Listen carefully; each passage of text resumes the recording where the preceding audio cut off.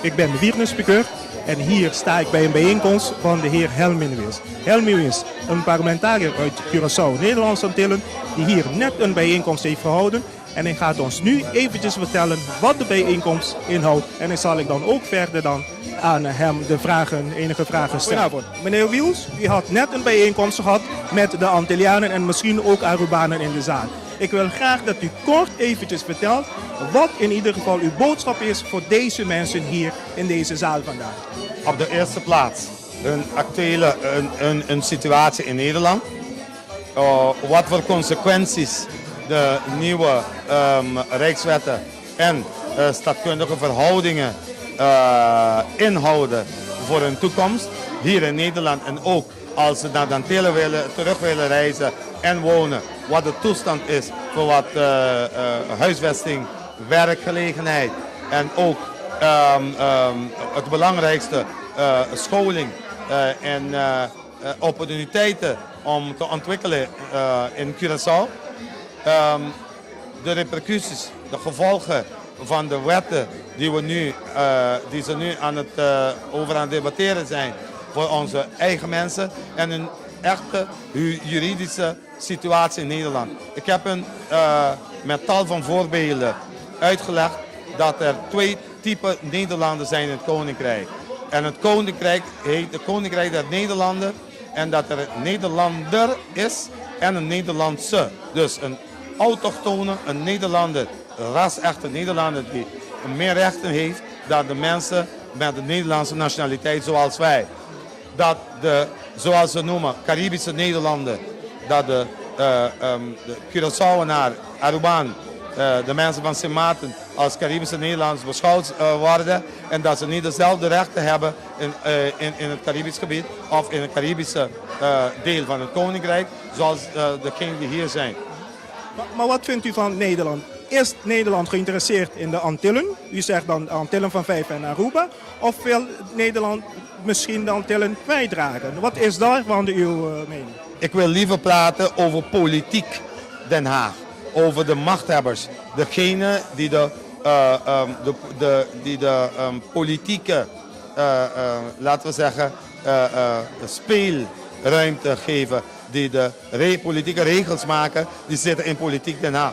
Ze zijn geïnteresseerd in het grondgebied, maar niet in de mensen in de Antillen.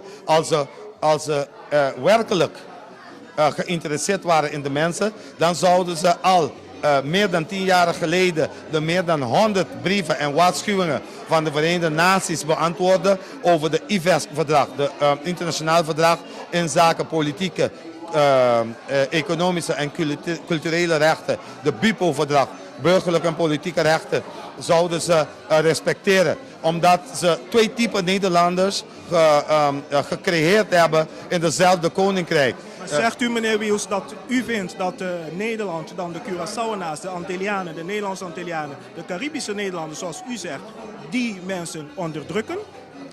Kijk, ik wil niet over Nederland en Nederlanders spreken. Ik wil praten over politiek Nederland. Zoals u zegt, politiek Den Haag. De mensen die politiek bedrijven. Vind jij dat de politici van Nederland dan in ieder geval de andere Caribische Nederlanders dan op een of andere manier onderdrukken en dan niet gelijkstellen, zoals u al heeft gezegd, als artikel 1 in de grondwet? Luister, hun grondwet die spreekt boekdelen. Hun grondwet die bevestigt apartheid in de koninkrijk. Artikel 1, hoofdstuk 1 van de grondrechten van de grondwet voor het Koninkrijk der Nederlanden, die schrijft voor: allen die zich in Nederland bevinden, worden in gelijke gevallen gelijk behandeld. Dat betekent dat degenen die in de andere delen van het Koninkrijk wonen, niet dezelfde rechten hebben. Dat betekent apartheid.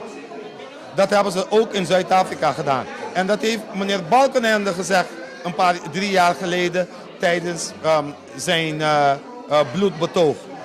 We noemen het in Curaçao bloedbetoog, want hij zei dat de Nederlanders de VOC-mentaliteit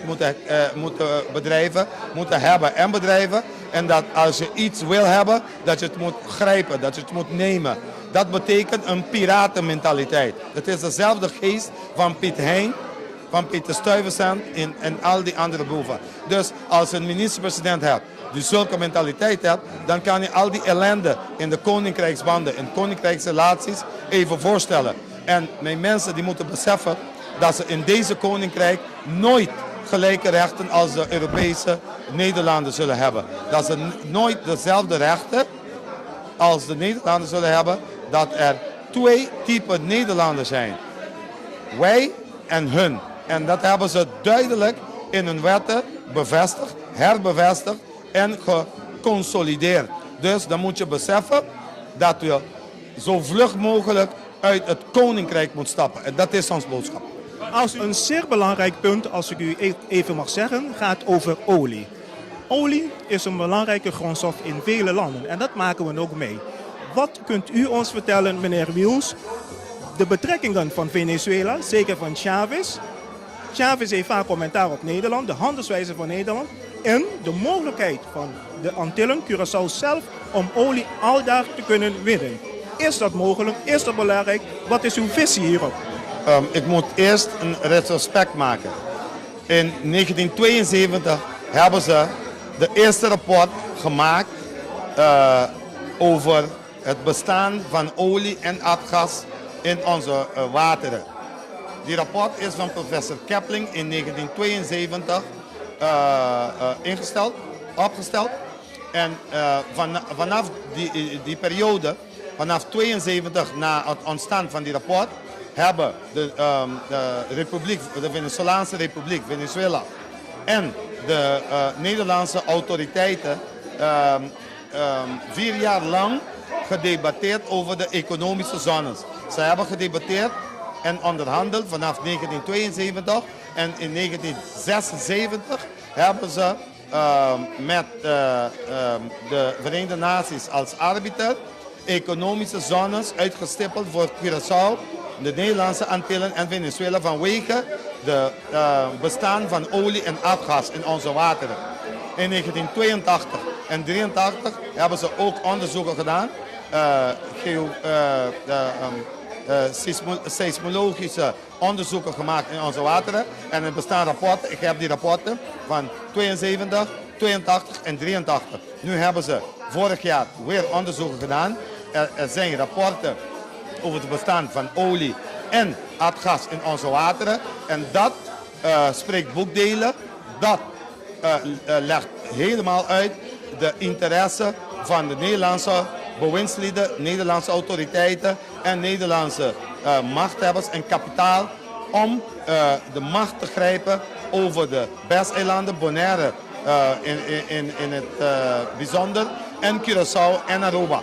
Ze willen die grondgebied. Ze zijn niet geïnteresseerd in onze mensen, maar wel in onze grondgebied en de rijkdommen in onze bodem. En de VES-verdrag die schrijft voor in deel 1, artikel 2, dat bodemrijkdommen dezelfde waarde hebben als de zelfbeschikkingsrecht van volkeren. En daarom zullen we tot het laatste man onze bodemrijkdommen en onze zelfbeschikkingsrecht die samenlopen verdedigen. Maar vindt u niet dat als de BES-eilanden zelf kiezen om Nederlandse bijzondere gemeentes te worden, dan er iets niet goed plaatsvindt bij die eilanden en Curaçao en Aruba? Sint-Eustatius en Bonaire hebben niet gekozen om te integreren, om een bijzondere gemeente te worden. De Nederlandse politici hadden gewoon geen respect voor de Bonaireaanse en de Statiaanse volk. Sint-Eustatius heeft gekozen om als laatste eiland binnen de Nederlandse Antillen te blijven. Bonaire heeft gekozen voor een hechtere band, maar geen integratie, geen bijzondere gemeente. En Nederland heeft Nederlandse politie hebben het niet gerespecteerd. Ze hebben gewoon die landen, BES-eilanden genoemd, om een grotere greep te hebben op hun bodemrijkdom.